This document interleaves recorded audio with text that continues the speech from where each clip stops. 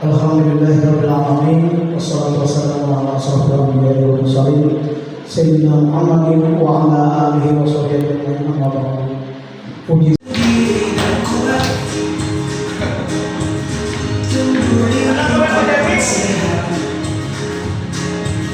bersamaku yang hebat penuh cinta bersama ayo kita wujudkan mendidik dengan tulus gunakan tujuh jurus kelola emosi tumbuhkan resiliensi jaga konsistensi dan jalin koneksi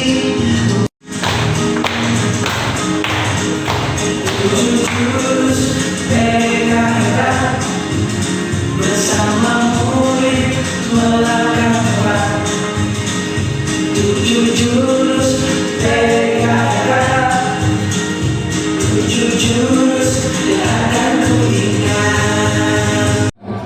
Baik Bapak Ibu, pertama-tama marilah kita mengucapkan alhamdulillah, puji syukur dari Allah Subhanahu wa taala pada hari ini kita bisa bersama-sama melaksanakan kegiatan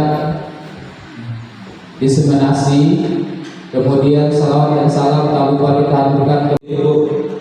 Jadi jurus yang pertama sebagaimana tadi disampaikan di lagu itu adalah kenali potensi. Kenali potensi ini adalah salah satu jurus yang paling utama ketika kita berada di lingkungan satuan pendidikan. Yang bisa di sebelah kan bisa kemampuan, bisa gaya belajar. Oleh bebas, ada kemampuan, ada gaya belajar, ada yang di bawah karir.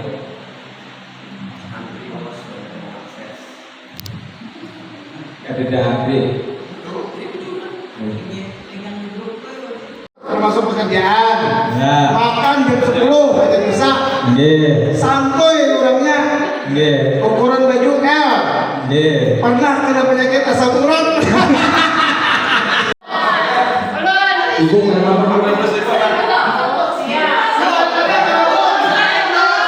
Itu menjadi poin pentingnya adalah bagaimana kita mencari sebabnya dulu. Anak misalkan tidak turun, ada penyebabnya. Kemudian kita ketika mendapat informasi tidak langsung kita atasi, tapi pastikan dulu informasi itu benar atau salah. Artinya kita harus mengklarifikasi, itu harus dua arah, tidak hanya satu arah.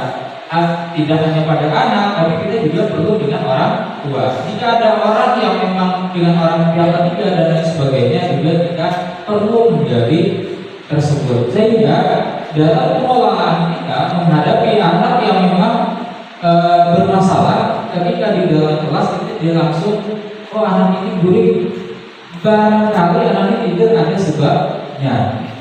Yang paling presentasi paling tinggi anak kita di sekolah itu adalah main game. terakhir kemarin Itu adalah presentasi anak sekolah kita itu paling tinggi adalah main game. Nah, tantangan kita ke depan bagaimana mengatur tidur cepat dari 7 kebiasaan anak bisa hebat agar anak kita ini bisa ketika datang ke sekolah juga kegiatan belajarnya, konsentrasinya itu bisa fokus. Jadi pengelolaan emosi ini dan bagaimana kita sebagai seorang guru nantinya bisa mengelola emosi dengan situasi-situasi tertentu yang mengharuskan kita barangkali yang memang harus kita mengontrol emosi itu adalah dengan tenang baik ketika menghadapi anak. Bagian baju oleh pokoknya lengkap sudah, anaknya nggak ada caranya.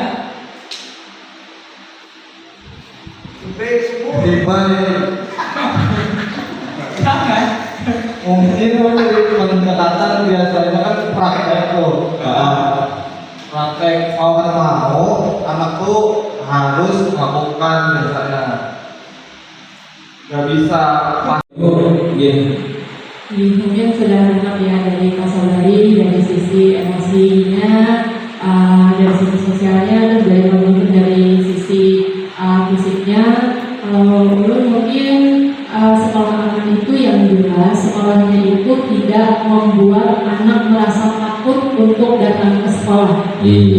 membuat anak itu merasa nyaman dan merasa gembira, merasa betah juga di sekolah yang dulu sekolah yang aman itu seperti itu. Jadi, terima kasih. Ya, terima kasih Bu. Tepuk tangan dulu untuk kreatifnya luar biasa. Jadi sudah. Silakan Pak. Jadi kalau menurut lingkungan sekolah yang aman itu kalau dari Ustadz Sobari tadi adalah dari sisi sosial emosional peserta didik, yang mana siswa itu kalau sekolah paling enggak dia harus merasa aman dari tindakan bully, tindakan kekerasan dan sebagainya. Tetapi ada juga bentuk tambahan itu aman dari segi sekolahnya Pak. Jadi sekolahnya itu paling enggak punya bangunan yang kokoh, habis itu lingkungan sekolah yang tidak memiliki ya kayak gitu. Jadi selain lingkungan sosial emosional, tapi lingkungan fisiknya juga itu aman gitu Pak. Ya, terima kasih kreatifnya memantau besar. Ini S2 sudah rata-rata jadi nyaman sedikit. Ya, mungkin ada lagi dari Ibu satu yang Suka olahraga, Pak.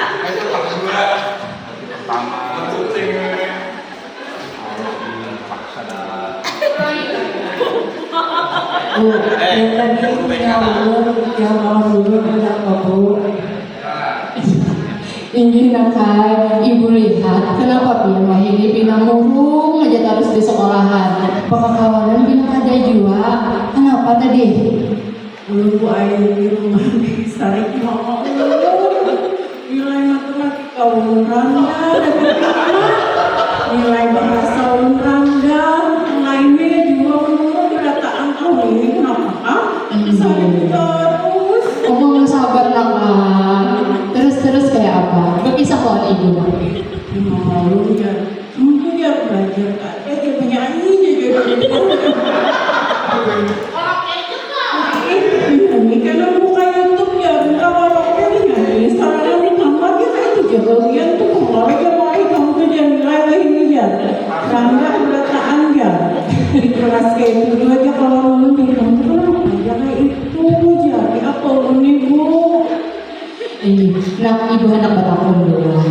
Pian suara melihat iwak terbang. So ibu di TV lihat. Oh di Indonesia Iya di Indonesia. Lo apa itu Bu? suara melihat anu ibu.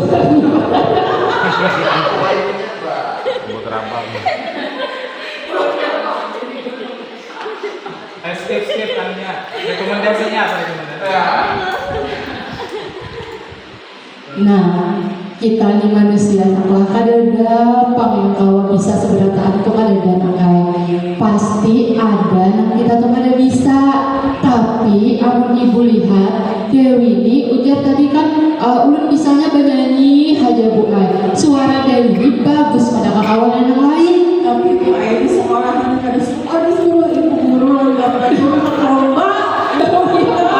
Namun kayak itu ibu kayak merekomendasikan Dewi gasan umpat lomba. Ibu yakin badan Dewi umpat lomba kalau jadi juara membawa bulik piala kuitan Dewi itu pasti bangga. Ada bakalan lagi menakuli kenapa matematika dapat 5, IPA dapat 4, bahasa Inggris dapat 2.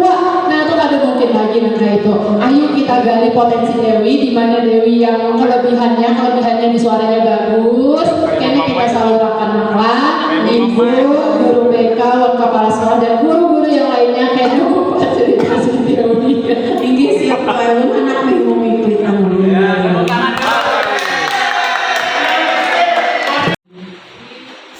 Bismillahirrahmanirrahim.